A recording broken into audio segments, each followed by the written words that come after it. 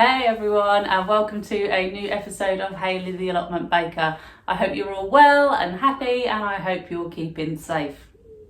I was hoping to record this video from the garden, as I couldn't in the last recipe video when I did the rhubarb crumble, but alas, the Norfolk weather has let me down again. It's raining, it's miserable, and I'm stuck inside. But never mind, we'll have to just make the best of what we've got. At least the potatoes are getting a good drink. So today's episode is going to be a chocolate beetroot cake. Very exciting. This was actually requested on the last YouTube video by this user right here. Asked if we could do a beetroot chocolate cake. So I do listen to your comments, I do really appreciate them, and that's what we're going to be doing today. Now please don't be put off for those of you who say that they don't like beetroot.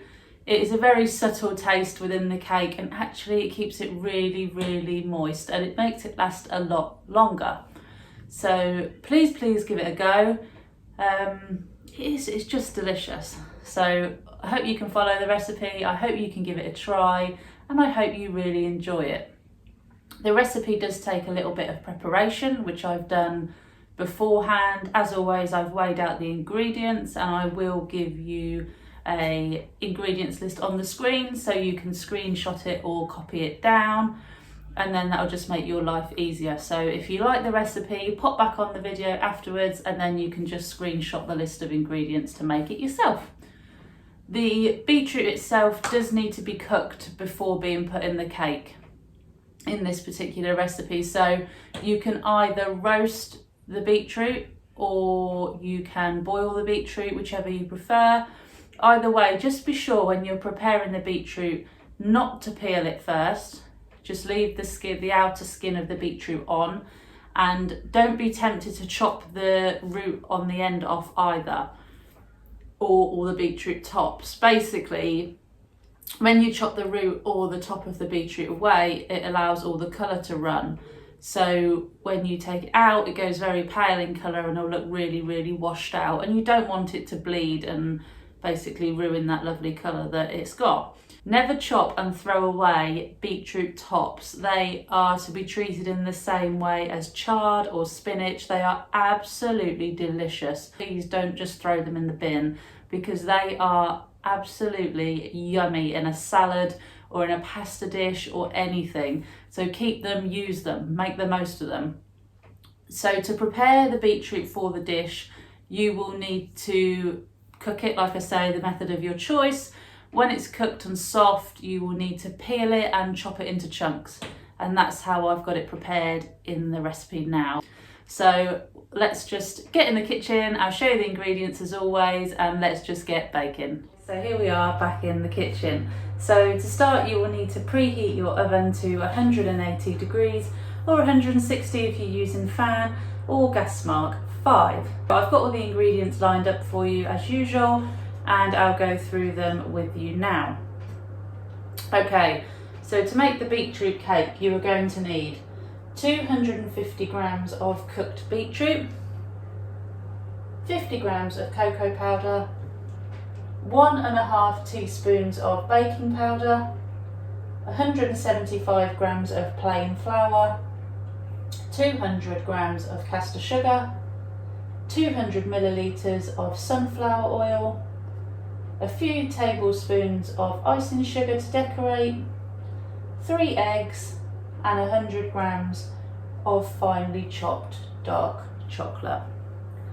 Okay, hopefully they've been on the screen long enough for you to see, and let's get cracking with the recipe. Okay. So this recipe is going to be made in 2 batches. There's going to be the wet ingredients and the dry ingredients, which will combine to make the cake. So we're going to start with the dry ingredients first, which is the more straightforward part. That means we need to put into the bowl the sugar, the flour, the cocoa powder and the baking powder. All we need to do is put that into the bowl now and give that a good mix.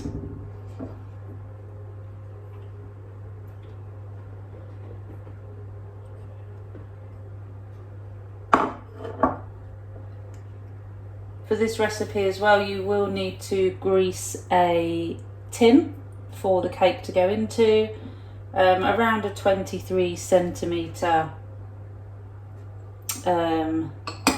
Springform, if you've got it, springform is ideal, but if you haven't, not to worry, just make sure you grease it well. Okay, so therefore the 4 ingredients are in there now, and all I'm going to do is just give that a good stir.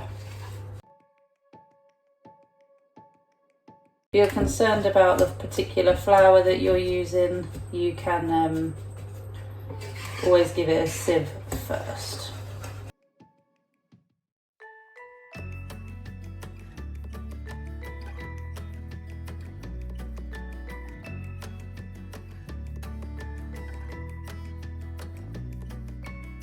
And there we go, that's pretty much combined now. Now we can move on to the wet ingredients. Right, so I've now got all the dry ingredients put off to one side, and I've now got my wet ingredients. Now ideally I'd need a food processor to blend up my beetroot, but I don't own one. So I'm just going to use a little hand blender. So first of all I need to get the beetroot into a more pureed state. So I'm going to do that first.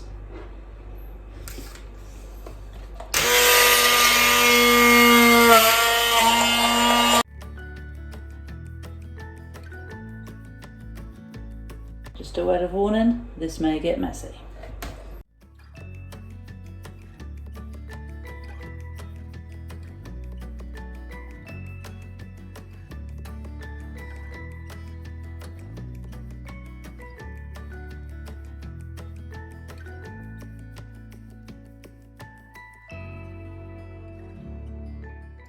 Okay, as you can see, that's now pretty well pureed, and be really careful.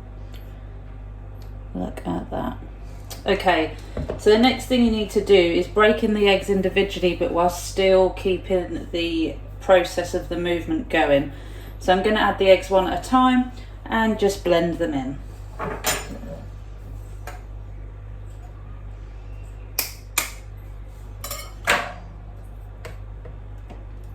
Try not to drop any shell in.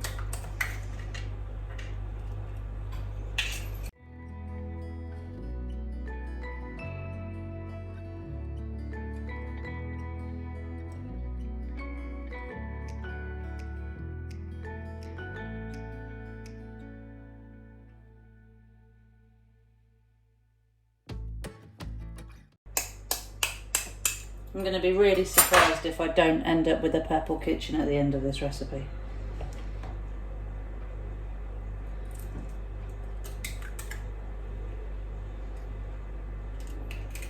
Okay, and combine that one too.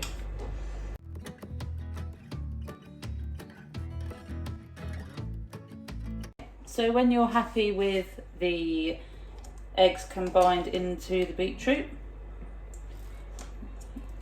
and so it should look a little something like that. I am trying to, there. The last step of adding the wet ingredients is to gradually pour in the oil. They do say gradual, as if you were trying to make mayonnaise. So don't just tip the whole lot in one go. Just do it slowly as you're blending.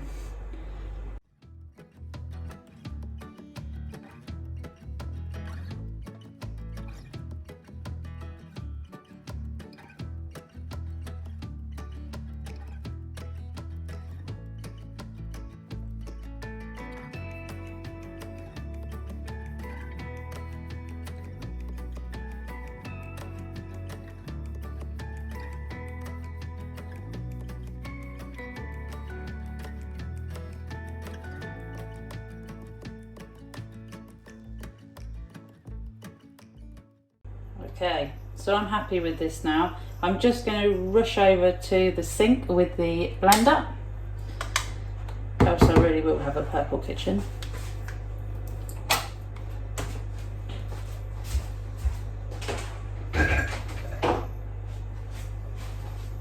Okay, so that is now ready to be put into the cake mixture.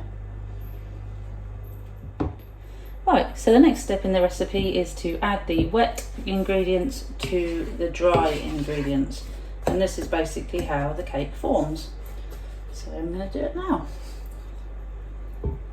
The colour of that is insane. Looks like something radioactive. Wowie.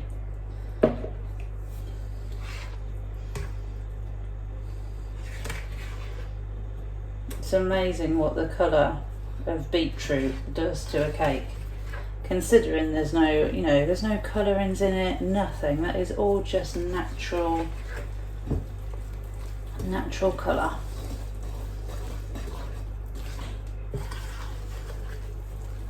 Obviously when it combines with the cocoa it will turn it more of a brown colour. It's still a really pretty cake.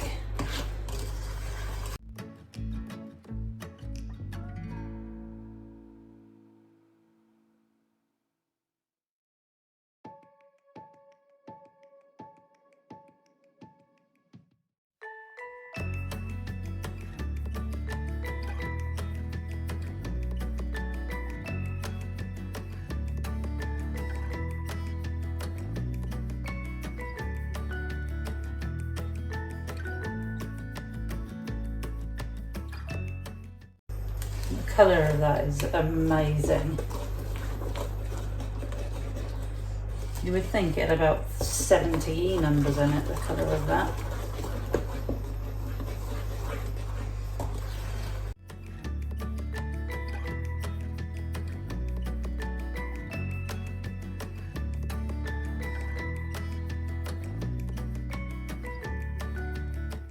Nice thing with this cake as well is that you can freeze it when you've baked it.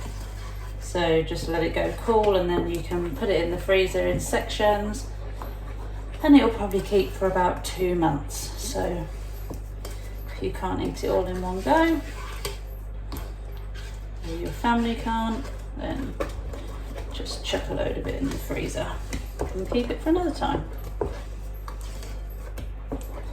Okay, so there we have it. All we need to do now is put in the 100 grams of chocolate chunks.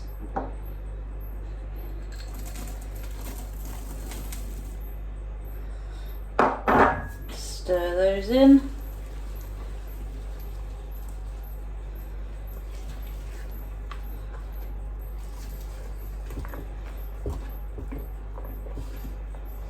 And that is pretty much it. That is the cake ready to go in the oven. Here we go. So this is a tin I lined earlier on this morning.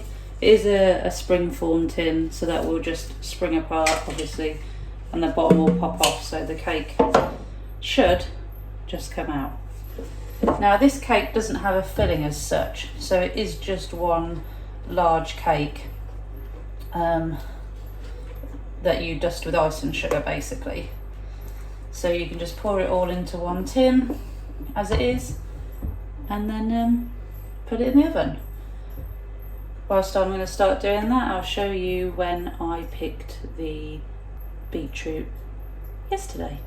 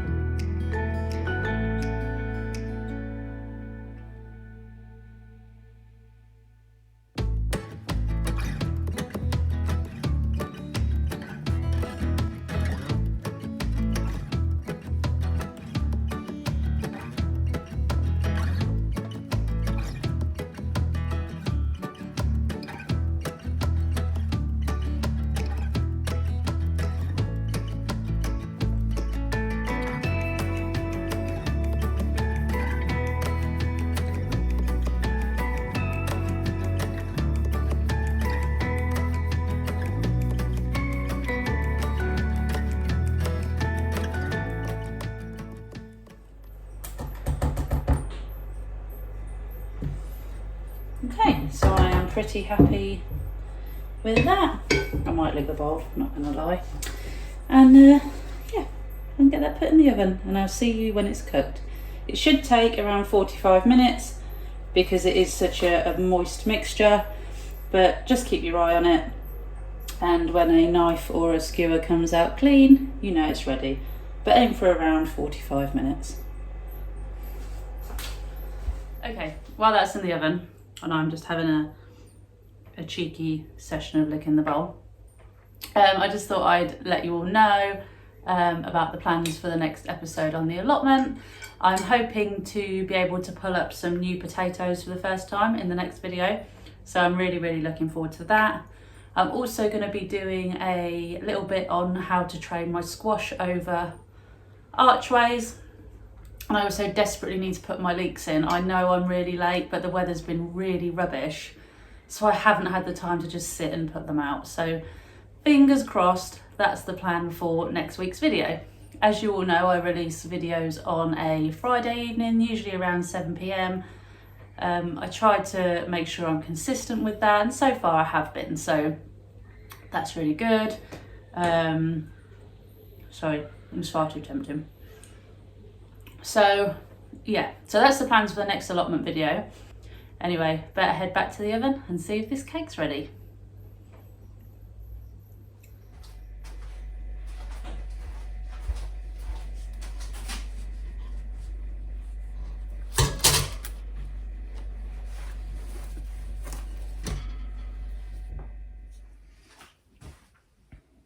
Okay, so the cake's now out of the oven, and it did take the full 45 minutes to cook, but it is now cool and out of the tin, and as you can see, it does just look like a normal chocolate cake. So now I'm going to decorate it. I've cut this heart-shaped template out of a cereal box. You can use any shape you like, but that's the one that I've chosen to use. So all I'm going to do is I'm going to pop it on the top of the cake. I'm just going to hold it in place with a couple of cocktail sticks. She says, I'm probably better to just poke that through first. There we go. Just to hold it still so the icing shape works well. Blimey. Oh, broke that one. Try that again. There we go. Right. So all I'm going to do is place that in the middle of the cake. Push the cocktail sticks down. There we are. I mean, it's only rough, doesn't need to be perfect, but just to hold that down. And I'm just going to put a teaspoon or so in. And then just gently tap around the edges. You don't need to go too mad. It's just nice to have a bit of decoration around your cake.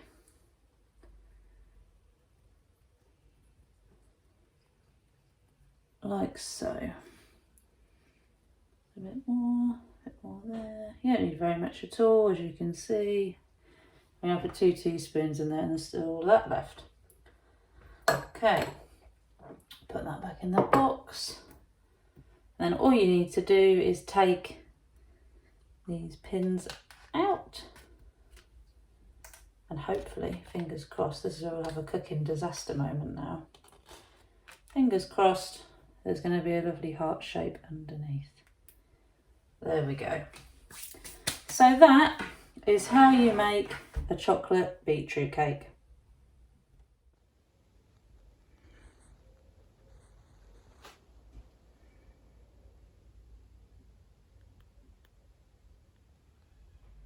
Now all that's left to do is have a slice.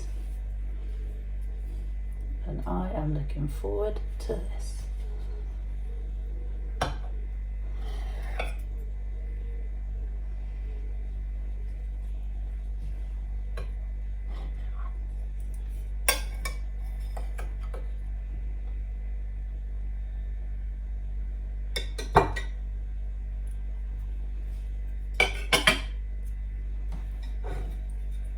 And there we have it. Well guys, that's it for another episode. I'd just like to say thank you all for taking the time to sit and watch it, and I hope it makes you want to go and make this cake yourself. Now, as always, I'm open to recipe suggestions, so please leave them in the comments. Please give this video a like, and you can always subscribe for more recipes or more footage of me down at the allotment. As always, I'll leave my Instagram and Facebook links here for you, so if you use either of those, you can follow me there too. But for now, I'm going to enjoy my afternoon, and I'll see you all in the next episode.